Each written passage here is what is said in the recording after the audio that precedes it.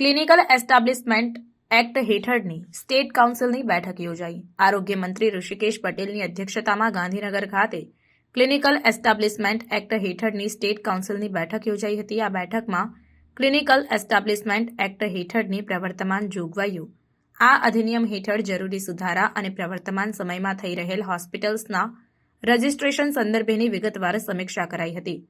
આરોગ્ય મંત્રી ઋષિકેશ પટેલે કહ્યું છે કે તારીખ 12મી માર્ચ 2025 સુધીમાં રાજ્યની તમામ હોસ્પિટલ્સે આ અધિનિયમ હેઠળ ફરજિયાત રજિસ્ટ્રેશન કરાવવાનું છે. સમયાવધિમાં રજિસ્ટ્રેશન ન હોય તેવી આરોગ્ય સંસ્થાઓ સામે નાણાકીય કાર્યવાહી ઉપરાંત કાયદાકીય સખત પગલાં ભરવામાં આવશે. રાષ્ટ્રીય, રાજ્ય અને જિલ્લા સ્તરે ક્લિનિકલ એસ્ટાબ્લિશમેન્ટની ડિજિટલ રજિસ્ટ્રી સ્થાપિત કરવી ખૂબ જ જરૂરી છે.